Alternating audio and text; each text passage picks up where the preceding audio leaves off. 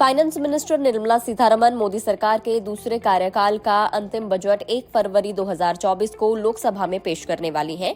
Finance minister Nirmala Sitharaman इस बार छठी बार budget पेश करेंगी। हालांकि इस साल आम चुनाव होने वाले हैं, इसीलिए इस बार फाइनेंस मिनिस्टर की तरफ से पेश किए जाने वाला बजट एक अंतरिम बजट होगा। आम चुनावों के बाद जब नई सरकार का गठन होगा, उसके बाद फिर से पूर्ण बजट पेश किया जाएगा। ऐसे में जानकारों का ये मानना है कि इस बार अंतरिम बजट में सरकार कृषि और महिलाओं को लेकर कुछ बड़ी घोषणाएं कर सकती है। तो चलिए जानने की कोशिश करते हैं कि इस बार मोदी सरकार अंतरिम बजट के दौरान महिलाओं और किसानों के लिए क्या कुछ पेश करेगी।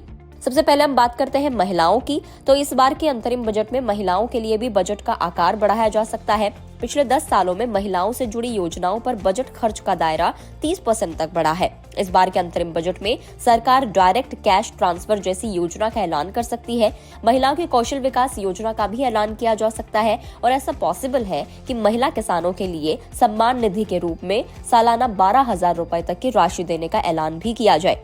मनरेगा के लिए महिलाओं को विशेष आरक्षण और ज्यादा मानदेय देने की भी उम्मीद है। इसके लिए महिलाओं को ब्याज रहित लोन देने का प्रस्ताव भी लाया जा सकता है। इसके अलावा महिलाओं के लिए पूरे देश में लाडली बहन योजना लाने की उम्मीद भी जताई जा रही है। अब बात करते हैं किसानों की, जिस पर हमेशा से ये कहा जाता है कि पीएम मोदी का एक खास फोकस देखने को मिलता है।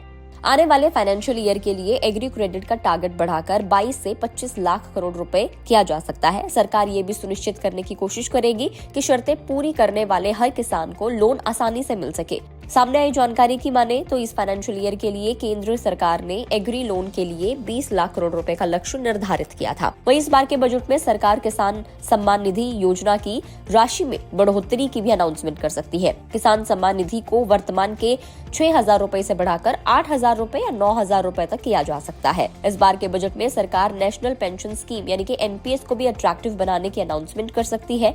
इस बार के अंतरिम बजट में सरकार का फोकस आम लोगों के लिए सामाजिक सुरक्षा योजनाओं को बढ़ावा देने पर हो सकता है। साल 2024 के अंतरिम बजट में मोदी सरकार किसानों के फसल के साथ साथ हेल्थ और जीवन बीमा योजनाओं का प्रस्ताव भी ला सकती है। इसके अलावा हेल्थ सेक्टर की अगर हम लोग बात कर ले तो अंतरिम बजट में आयुष्मान भारत योजना के तहत हेल्थ इंश्योरेंस कवर बढ़ाया जाएगा। वहीं सरकार शिक्षा और स्किल को लेकर भी बड़ी घोषणाएं कर सकती है। इसके अलावा अगर हम बात करें तो सरकार अंतरिम बजट से पहले 31 जनवरी को आर्थिक सर्वेक्षण पेश कर सकती है, जिसे हम इकोनॉमिक सर्वे रिपोर्ट भी कहते हैं। इस बार संसद का बजट सत्र 31 जनवरी से शुरू होगा और वो 9 फरवरी तक चलेगा। और आर्थिक सर्वेक्षण के आंकड़ों पर यह पता लगाया जाता है कि आने वाले फाइनेंशियल ईयर में क्या कुछ महंगा हो सकता है, क्या कुछ सस्ता हो सकता है। और इसी सर्वे से ये पता चलता है कि पिछले 1 साल के अंदर देश की अर्थव्यवस्था ने कैसा प्रदर्शन किया है।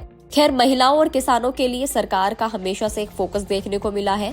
जानकारों का ये मानना है कि इन दोनों वर्गों के लिए सरकार कुछ न कुछ अनाउंस जरूर करेगी। जैसे 2019 के अंतरिम बजट में सरकार ने किसान सम्मान निधि योजना को पेश किया था, तो इस बार हो सकता है महिलाओं के लिए, किसानों के लिए कुछ सरकार इस तरीके की अनाउंसमेंट कर सकती है।